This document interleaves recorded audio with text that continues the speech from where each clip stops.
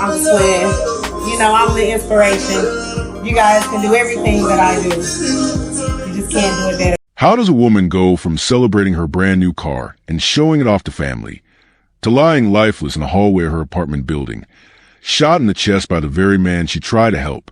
What makes someone kill the one person who stood by them in their darkest moment? This is not a story of a love gone wrong. This is a story of mental breakdown, warning signs, unanswered questions, and a bullet that silenced a mother forever. April 11, 2022 was supposed to be an exciting day for 31-year-old Rickia Deon Crawford. She had just bought a brand new car and couldn't wait to show it off. She pulled up proudly, her smile wide, and her daughter watching with admiration. It was a milestone she had worked hard to reach. That same day, however, Rickia would be dead.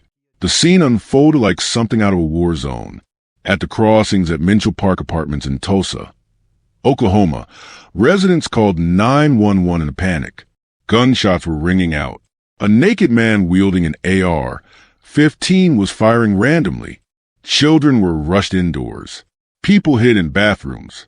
Police arrived at what they later described as a chaotic and dangerous situation. But at the center of it all was something even more disturbing. The shooter was Dwayne Jackson, Rickia's boyfriend. And Rickia? She wasn't running. She wasn't hiding. She was walking toward the chaos. Unarmed, trying to help, trying to reason with Dwayne. In the moments before her death, Rickia's mother and Dwayne's mother were also present. Both tried to talk to him, begging him to drop the weapon, pleading with him to calm down. But Dwayne was spiraling. Moments later, Rickia was shot point blank in the chest, right in front of officers, right in front of her family. In response, police shot and killed Dwayne immediately. This wasn't a random act of gun violence. This was a personal breakdown that took the life of a young woman who simply tried to help. Of a murdered woman is speaking out tonight. Officers shot and killed Dwayne Jackson after they say he shot his girlfriend in the chest. News Channel 8's Danica Hill joined us after talking with family. Danica. Yeah, the family of Rickia Crawford is still in shock after what happened on Monday, but they tell me seeing everyone share their memories is helping them get through. My baby was loved. This is her door at her apartment. Police called to the scene near 81st and Sheridan on Monday after reports of a naked man with an AR-15 firing shots in the area. So we got calls in from just passerbys and witnesses saying that he was in the area behind here with the apartment complex just firing off randomly. That man, Dwayne Jackson, suspected to be having a mental breakdown. Why was Dwayne Jackson allowed to get to this point? Were there missed signs? What triggered the mental breakdown? Was Rickia aware of the danger she was walking into? These are the questions that will guide this investigation. From her background to what led to that fatal moment, to the aftermath that still leaves her family searching for answers. If you enjoy real crime stories that uncover the truth, don't forget to subscribe. Your support helps us share real cases, spread awareness, and give a voice to those who can't speak for themselves. Before we begin, let us know in the comments, where are you watching from? And what are your thoughts as the story unfolds? Welcome to True Crime Tales, where we reveal the crimes that shock communities and the secrets hidden behind closed doors. These are real people, real events, real consequences. Hit subscribe and turn on notifications. You won't want to miss what's coming next. Now, let's begin. Rickia Deon Crawford was 31 years old at the time of her death. She lived in Tulsa, Oklahoma, a city known for its strong community ties, family-focused culture, and growing small business scene. She was not a celebrity or a public figure, but those who knew her described her as a woman of vision, someone who worked hard, planned carefully, and supported others without hesitation. Rickia was a single mother raising a 12-year-old daughter. Her life was centered around her child, her work, and her aspirations. She balanced parenting with business ownership, making her part of a growing number of Black women in America who juggle both roles with limited support.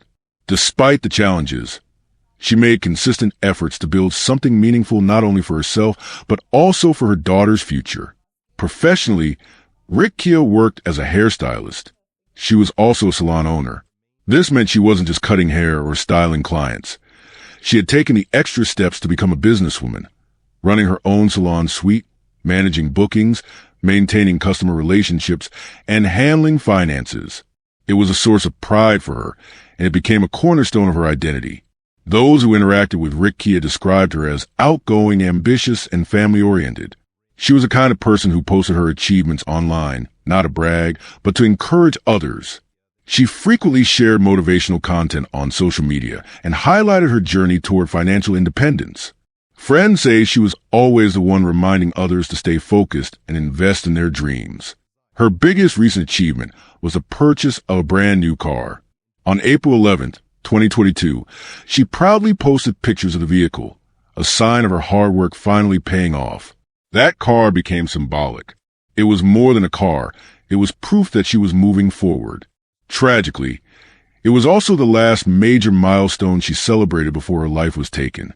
In her personal life, Rickia had a complicated relationship with a man named Dwayne Jackson. Not much was officially documented about the nature of their relationship, whether it was on again, off again, or long-term. However, it was known to close circles that she had been involved with him for some time. Dwayne was reportedly unstable, and family members were aware of concerning behaviors prior to the day of the incident.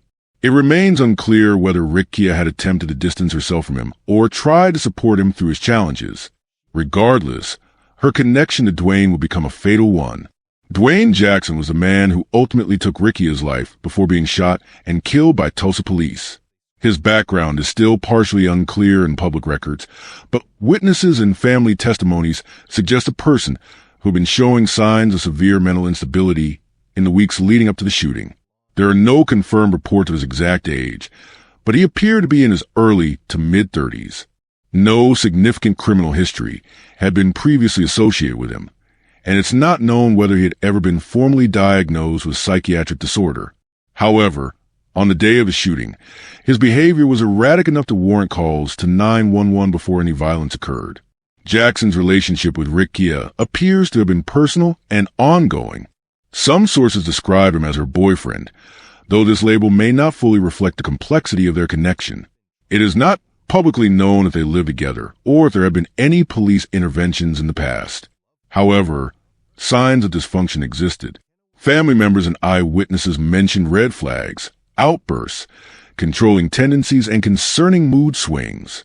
There is no evidence that restraining orders or domestic violence charges were ever filed, which raises questions about whether any prior incidents were reported at all.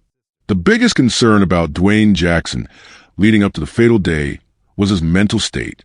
On April 11, 2022, he began acting in a highly unstable manner. He was seen wandering outside naked, yelling, and waving a loaded AR-15 rifle in a residential area. This was not a calculated, premeditated act. It appeared to be a full psychiatric breakdown. He fired the weapon multiple times into the air and into the ground, prompting calls to police from frightened neighbors. Some reports even described him as delusional, shouting at no one in particular. While the full details of his mental health history have not been publicly disclosed, the behavior he exhibited is consistent with psychotic episode or drug-induced breakdown.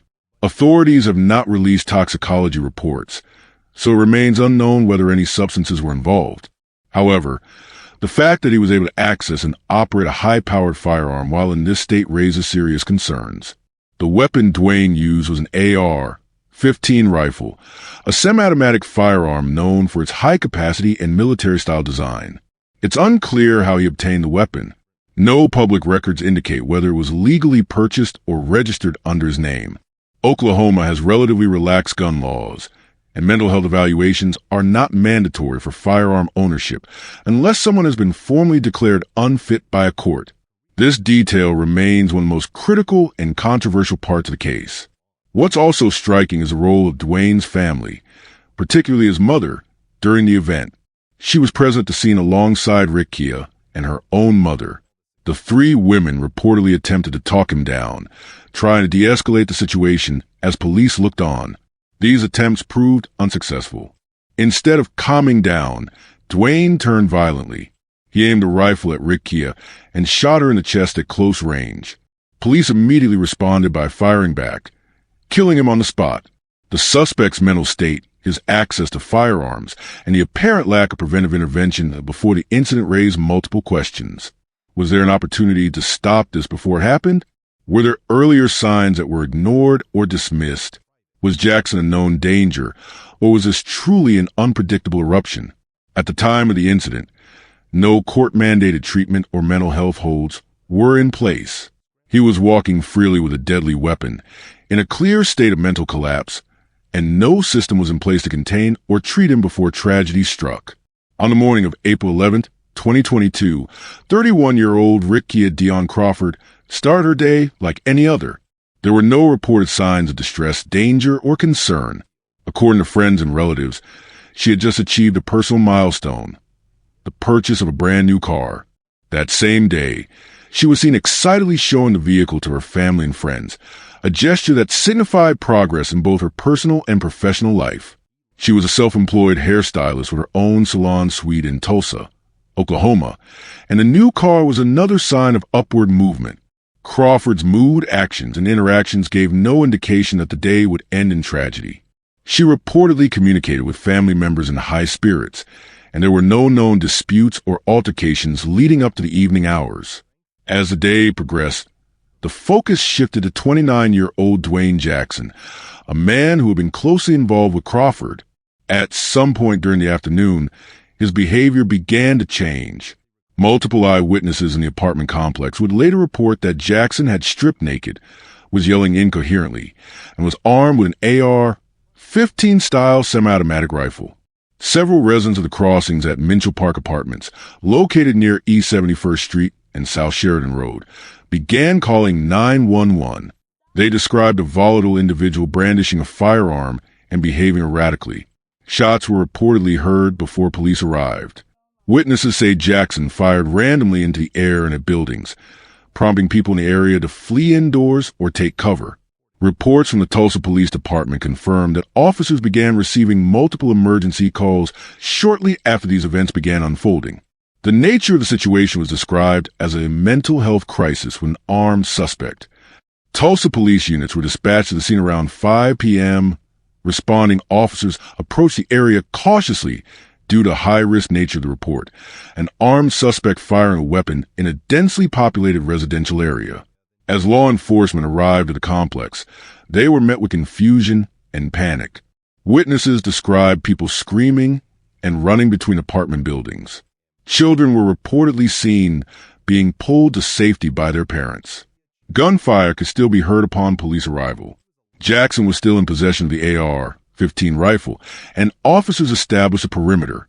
Body camera footage and official police statements confirmed that Jackson continued to behave irrationally, occasionally shouting and ignoring commands from officers.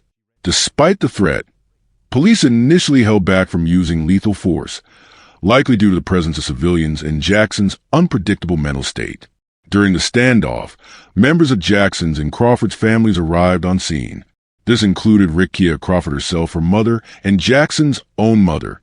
The three women made their way toward Jackson in an attempt to speak with him and de-escalate the situation. The Tulsa Police Department allowed the women to try reasoning with Jackson, hoping their involvement would encourage him to surrender peacefully. Officers remained nearby with weapons drawn, still attempting to contain the situation without direct engagement. Witnesses say the women pleaded with Jackson to put down the weapon. According to police accounts, the conversation lasted for several minutes. Officers held their positions while the dialogue continued. There was no indication from the women that they felt imminently threatened at that point. Without warning, Dwayne Jackson turned a rifle toward Rickia Crawford. According to police, he then fired a single, direct shot into her chest at close range. Crawford collapsed on the spot. Police immediately opened fire on Jackson, discharging their weapons in response to the active threat. Jackson was struck multiple times and killed at the scene. Paramedics were called in to assist both Jackson and Crawford, but Rickia Crawford was pronounced dead shortly after. Her mother and Jackson's mother, who had been only feet away, witnessed the incident firsthand. Law enforcement recovered the AR-15 from the scene and confirmed it was used in both the random discharges earlier in the day and the fatal shooting of Crawford. The police officers involved were later placed on administrative leave, pending standard internal review protocols. The Crossings at Minchell Park is a mid-sized apartment complex located in Tulsa, Oklahoma. The buildings are spread across a landscape property with internal walkways, shared parking areas, and recreational amenities.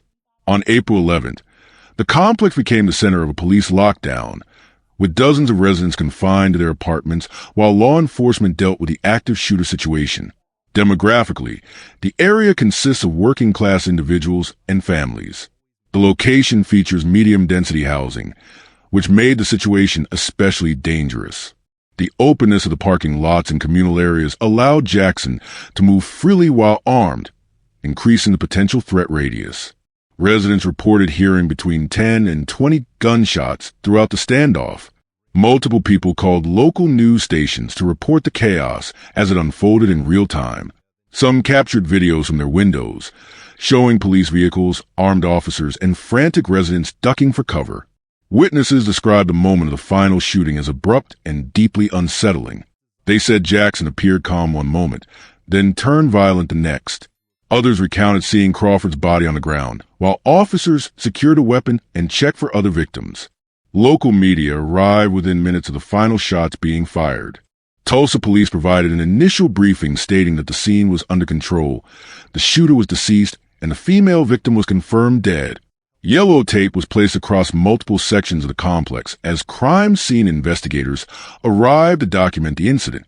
Residents expressed concern over how someone experiencing a clear mental health crisis was able to access and discharge a military-style rifle in a residential neighborhood. No other residents were physically harmed, though many were left traumatized by the experience. On April 11th, 2022, at approximately 4:20 p.m., the Tulsa Police Department received multiple 911 calls from residents of the Crossings at Minchell Park apartment complex. Callers reported a man walking around naked with an assault-style rifle, later identified as an AR-15. The suspect, Dwayne Jackson, was described as behaving erratically and had allegedly fired shots in the parking lot. 4:20 p.m., first 911 call placed regarding an armed, naked man at the apartment complex. 4:22 p.m., Tulsa police dispatched units to the scene with a priority 1 threat warning. 4:25 p.m., first responding officers arrive and establish a perimeter around the complex. 4:30 p.m., additional tactical officers, including SWAT-trained personnel, arrive on site. 4:35 p.m., Dwayne Jackson is still armed and visible, walking around the property. Police issue verbal commands from a distance, instructing him to drop the weapon. 4:40 p.m., police learn that Rickia Deon Crawford and her mother have arrived at the scene. They are warned to stay back. Jackson's mother is also seen attempting to engage with her son.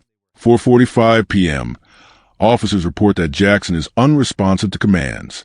Despite efforts to contain him, he continues to display erratic behavior while holding the rifle. 4:50 p.m., Jackson suddenly raises a weapon and shoots Rickia Crawford at close range. Officers immediately open fire on Jackson. 4:51 p.m., Jackson is pronounced dead on scene. EMS begins treating Crawford, who is declared deceased shortly after. Upon arrival, officers chose to engage from a distance using squad car cover while observing the suspect's behavior. Because Jackson was actively armed and firing intermittently, police opted to maintain a non-contact perimeter to avoid escalation. Officers with long rifles and ballistic shields were positioned at key vantage points. SWAT officers were placed on standby, but due to the unpredictable nature of Jackson's actions and the speed at which events unfolded, full deployment of specialized units was not completed before the shooting occurred. Police did not attempt to physically approach Jackson due to the high-risk nature of the weapon involved. Officers attempted to negotiate verbally, shouting multiple times for Jackson to disarm. Reports confirmed that commands such as "drop your weapon" and "put the gun down" were repeated. There is no official indication the police report that non-lethal tactics, such as beanbag rounds, tasers, or tear gas, were used. The presence of a high-caliber firearm and the suspect's unpredictable behavior made the use of less lethal measures unfeasible under standard police threat assessment protocols. Officers concluded that any approach to engage him physically or with non-lethal force posed excessive risk to bystanders. The shooting of Dwayne Jackson occurred the moment he fired his weapon at Rickia Crawford. She was standing nearby alongside her mother, reportedly attempting to de-escalate the situation. Jackson pointed his AR-15 directly at her and discharged at close range. The decision to use deadly force was made in real time as officers observed Jackson shoot an unarmed civilian. Under Oklahoma law and standard use of force policy, officers are authorized to use deadly force to prevent the imminent death or serious bodily harm of another individual. Once Rickia was shot, multiple officers responded by firing upon Jackson, stopping the threat. As of the latest public reports, Tulsa Police Department has not released body cam footage from the scene. However, they confirmed that body cameras were worn and footage was recorded. An internal review of the footage was conducted to evaluate officer actions. The footage was not made immediately available to the public due to the active investigation. Tulsa police cited Oklahoma state law and departmental guidelines to justify the use of lethal force. The suspect was armed, non-compliant, and had already discharged a deadly weapon in public. Once Jackson fired directly at a civilian, killing Rickia Crawford. The officer's use of lethal force was legally supported by the Defense of Others Clause. An internal affairs investigation was conducted and no disciplinary action was taken against the officers involved. The district attorney's office reviewed the case and determined the shooting was justified and necessary under the circumstances. Captain Richard Muhlenberg, a spokesperson for the Tulsa Police Department, provided a summary of the incident to the press. He stated, "Our officers responded to a call involving a man with a rifle in a residential area. He was not clothed and displayed signs of erratic behavior. Officers issued multiple verbal commands to disarm. Unfortunately, before they could take further action, the suspect shot a female victim. Our officers responded to the immediate threat by using deadly force to stop the shooter. This is a tragic incident, but the officers acted to prevent further loss of life." The department emphasized that officers followed protocol and that the priority was public safety. Rickia's mother, whose name was not publicly disclosed in all reports, was present at the scene. She spoke to local news outlets, explaining that she and her daughter came to try and help Dwayne Jackson, who had reportedly been experiencing a mental health episode. According to her statement, "We thought maybe if we talked to him, we could calm him down. He wasn't like this. But he had that gun, and it was like we couldn't get through to him. We begged him. I was standing right there." She reported that Jackson said nothing before shooting Rickia. She described it as sudden and shocking. Jackson's mother was also present. She confirmed that her son had been struggling with mental instability for some time, but denied knowing he had access to a firearm. She attempted to approach him and plead with him to drop the weapon. She stated, "He wasn't in his right mind. I kept telling him to let it go, that we loved him, but he wasn't listening to anybody." Her account supported the police report that Jackson was nonverbal and unresponsive during the final minutes. Several neighbors were interviewed by news crews the day of the incident. One unnamed resident said, "He came out of nowhere. No clothes, just yelling with a big gun. I ran back inside and called the police." Another neighbor said they had seen Jackson earlier that week pacing and shouting, but didn't report it at the time. Witnesses confirmed hearing multiple shots, both from Jackson and from officers, and described the scene as chaotic. Many residents were temporarily displaced from their apartments during the investigation. Rickia Deon Crawford was laid to rest days after a tragic death in a public shooting that took place at the crossings at Mitchell Park Apartments in Tulsa, Oklahoma. The funeral took place at Calvary Baptist Church in Sapulpa, Oklahoma. The venue was selected by her family for its historical relevance and spiritual significance, particularly among the Black community in that region.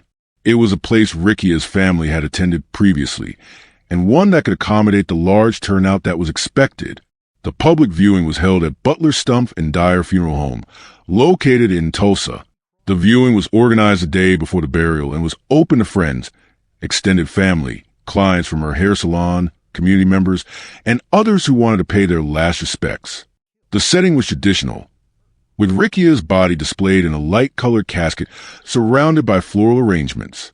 Visitors moved quietly through the room, many pausing to view pictures of Rickia displayed on a memorial board. Images from her time as a hairstylist, a mother, and a businesswoman.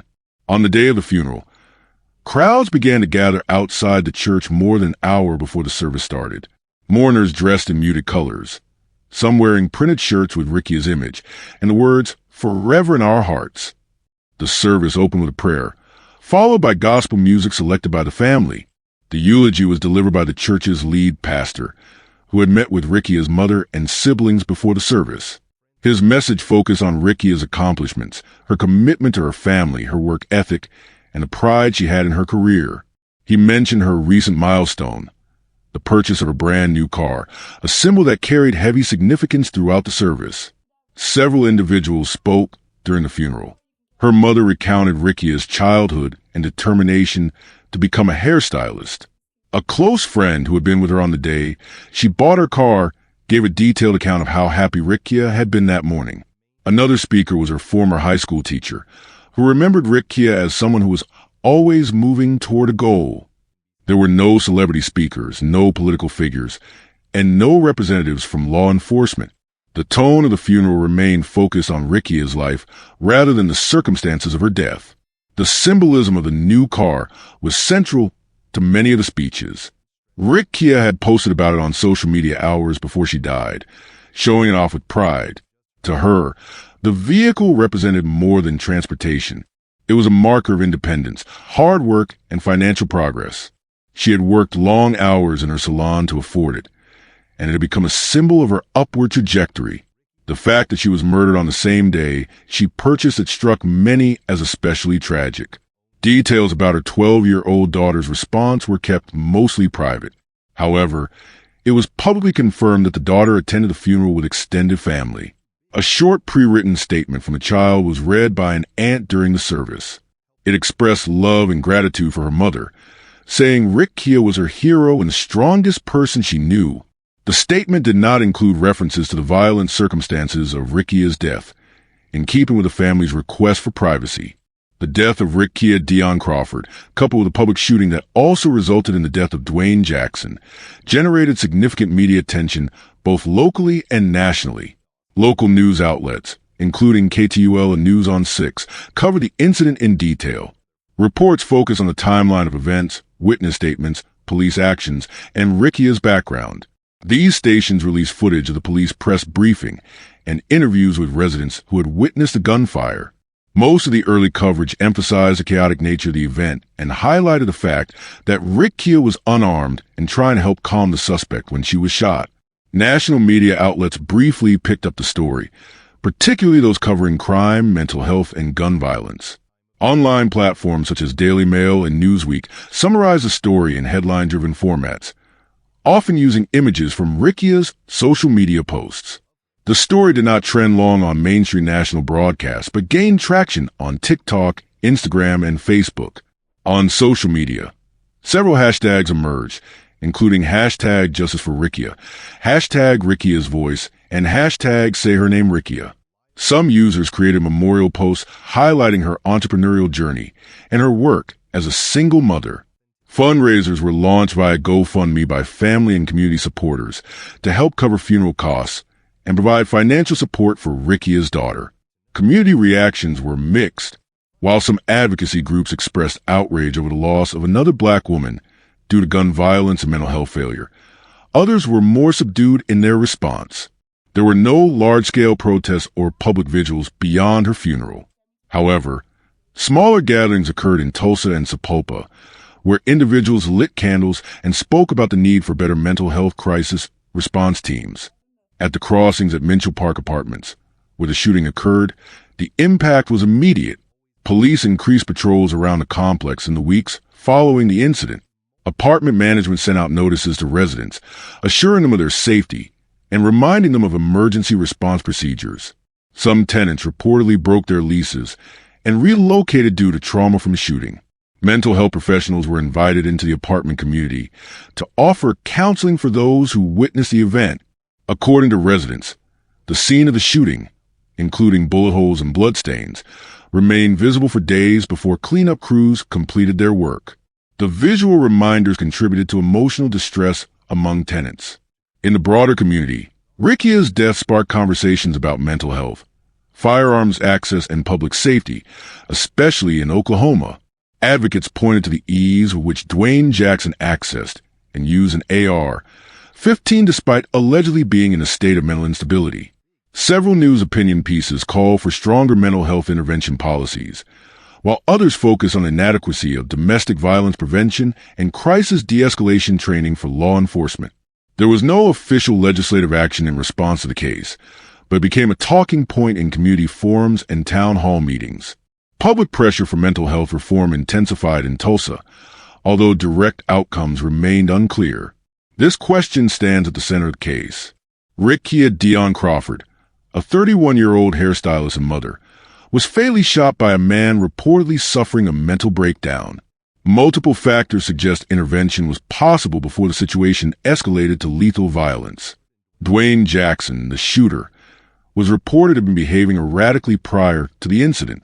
Witnesses described him as wandering the apartment complex naked, armed with an AR-15 rifle and yelling incoherently. These are clear signs of psychological distress. Several individuals, including Rickia and Jackson's mother, attempted to intervene before police were forced to engage with lethal force. Despite these efforts, no formal mental health professional was deployed to the scene, and no earlier preventative measures appear to have been taken by those around him. The combination of personal proximity, untreated mental illness, and access to firearms created a volatile and ultimately fatal situation. Yes, according to police reports and resident testimonies, Jackson had displayed signs of instability on the day of the incident, being naked in public, shouting incoherently, and brandishing a high-powered rifle were strong indicators of psychological crisis. The timing of these signs is unclear, whether they were sudden or gradual, but the extremity of the behavior suggests it was not entirely unpredictable. It is not publicly known whether Jackson had a formal psychiatric diagnosis or past episodes of instability. However, those close to him, including Rickia, may have observed changes in his behavior. If signs were present but dismissed or unreported, it raises the issue of awareness and action within intimate relationships. The legality of Jackson possessing an AR-15 rifle remains unclear, but Oklahoma law permits open carry of firearms without a permit. This includes semi-automatic rifles like the AR-15. There is no requirement for a mental health screening unless the individual has been formally adjudicated as mentally ill or committed to a psychiatric institution. Because Jackson had not been legally declared incompetent or dangerous by a court, there were likely no legal mechanisms in place to prevent him from owning or accessing a firearm. This highlights a critical gap in the intersection between mental health oversight and gun ownership laws. There is no public record indicating Rickia feared for her life prior to the shooting. In fact, Rickia was among those who attempted to calm Jackson during the incident, suggesting she may have believed she could de-escalate the situation personally. Her presence at the scene, alongside Jackson's mother, indicates a level of trust or denial regarding the potential danger he posed. This is common in domestic cases where individuals underestimate the risk posed by mentally unstable partners or loved ones. No known warnings or protective measures have been filed. As of available reports, there is no known documented history of domestic abuse between Rickia and Dwayne Jackson. There is also no record of restraining orders, police complaints, or emergency calls prior to the fatal incident. This absence of documentation does not rule out the existence of abuse, but it limits the scope of law enforcement ability to preemptively intervene. Many domestic violence cases go unreported due to fear, emotional attachment, or underestimation of danger. If Rickia had experienced warning signs but chose not to report them, it follows a larger societal pattern where victims hope the situation will resolve privately. There is no evidence that a specialized crisis intervention team, CIT, was present during the incident. While Tulsa Police Department responded quickly, they relied on standard protocol, which escalated to the use of deadly force when Jackson shot Rickia. The presence of mental health professionals might have influenced the outcome, but no such units were reported to be on site. Police attempted to manage the scene with traditional methods. However, when Jackson fatally shot Rickia in front of them, officers responded immediately with fatal gunfire. While this was arguably justifiable to prevent further loss of life, the lack of earlier de-escalation tactics or psychiatric expertise remains a significant gap. Oklahoma is an open carry state, Adults over 21 can legally carry firearms in public, openly or concealed, without a permit. There are no specific mental health screening requirements for gun ownership unless an individual has been legally committed or declared mentally unfit by the courts. This means individuals in mental crisis can legally own and carry firearms unless flagged by the legal system. Jackson's ability to possess an AR-15 falls within these guidelines, demonstrating a gap between mental health risk and firearm access. Oklahoma does not require mental health professionals to accompany police in all crisis situations. While some jurisdictions have implemented CITs, they are not universally available or mandated. In Rickia's case, it is unknown whether a mental health expert was called. There was no record of mental health support on the scene when Jackson opened fire. This reinforces a need for integrated crisis teams in police responses involving erratic or threatening behavior. The Rickia Crawford case supports the argument for mental health professionals to be part of initial emergency response teams. Having psychiatric personnel on site during visible mental breakdowns could potentially lower risk and guide better de-escalation. Their absence may increase reliance on lethal force, especially in unpredictable and rapidly evolving situations. In cases like Rickia's, families may seek civil recourse against individuals or institutions depending on the circumstances. However, since Jackson was killed at the scene and no formal history of negligence is established, the options are limited. Suing the police department would require proof of mishandling or failure to act on prior knowledge, neither of which have been substantiated. Cases such as the 2019 killing of Katie Locke in Texas, where a man with known psychiatric issues was able to acquire a weapon and commit murder, share parallels with Rickia's case. Similarly, the 2018 shooting at a Waffle House in Nashville involved a man previously detained for erratic behavior, later allowed to retrieve weapons through legal loopholes. In some other cases, red flag laws were used after incidents to prevent further firearm access to unstable individuals. In states with stronger mental health screening, some threats were neutralized before violence occurred. Rickia's case is unique because of the public nature of the killing, the involvement of close family members as mediators, and a rapid escalation from a mental breakdown to a homicide in front of police. The emotional proximity of everyone involved, combined with legal blind spots in firearm regulation, makes this case a stark example of systemic failure to protect victims in time. The death of 31-year-old Rickia Deon Crawford presents a case where fact and speculation must be separated clearly. The facts, as documented by law enforcement and media outlets, are as follows. Rickia Crawford was shot and killed by Dwayne Jackson on April 11, 2022, at an apartment complex in Tulsa, Oklahoma. Dwayne Jackson had been acting erratically, walking around naked, and was armed with an AR-15 rifle. Police were called to the scene after reports of Jackson firing the weapon randomly. During the police response, Rickia, her mother, and Jackson's mother attempted to intervene and calm him. While the women were present, Jackson suddenly opened fire and shot Rickia in the chest. Police officers then shot and killed Jackson at the scene. The exact nature of Rickia's relationship with Jackson, while it is suggested they were involved romantically, the depth, duration, and dynamics of the relationship are unclear. Whether Jackson was under the influence of drugs, off psychiatric medication, or suffering from a previously undiagnosed condition, if Rickia had any prior knowledge or warning of his deteriorating mental state, whether the police had prior interactions or warnings about Jackson's behavior in the days leading up to the shooting. These unknowns cannot be confirmed without access to medical, psychiatric, and law enforcement records. However, they underline several systemic and interpersonal risks. The escalation in Jackson's behavior suggests that he was experiencing a mental health crisis. Witnesses reported him behaving irrationally, walking unclothed through the apartment complex, and firing a high-powered rifle into the air. This conduct indicates a severe psychological break that may have developed over time or spiked suddenly. Had Jackson received professional mental health intervention earlier, whether through family involvement, mandatory evaluations, or voluntary treatment, this crisis might have been averted. In many cases, symptoms of psychosis or emotional instability are visible days or even weeks in advance.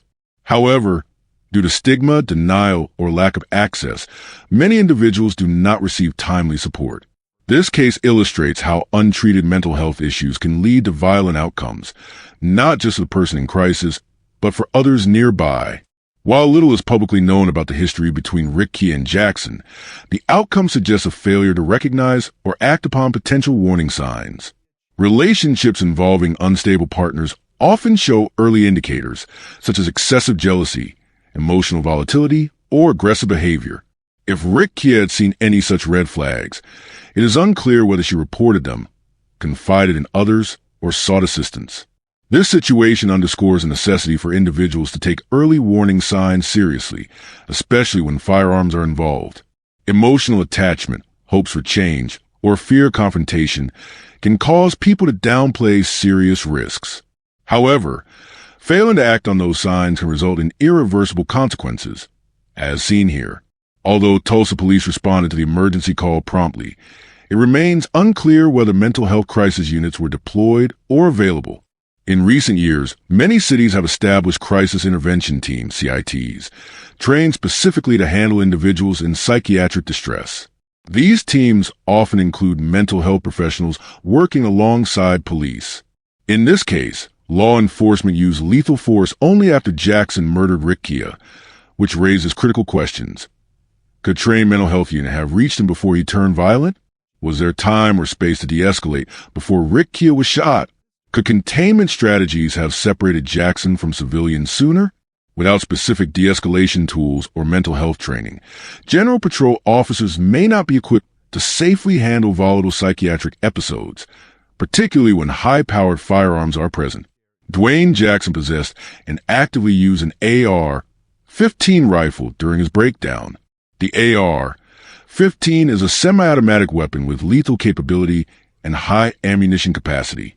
Despite Jackson's unstable condition, he was able to access and use this weapon without immediate prevention. This raises concerns about Oklahoma's gun laws and how they intersect with mental health. States vary widely in implementing red flag laws, which allow temporary removal of firearms from individuals deemed a threat to themselves or others. In this case, there appears to have been no intervention, background check barrier, or legal obstacle preventing Jackson from keeping the weapon. The case demonstrates the risk posed when mentally unwell individuals have unchecked access to firearms, especially assault-style weapons. Better mechanisms are needed to assess and limit such access based on mental fitness and behavior history.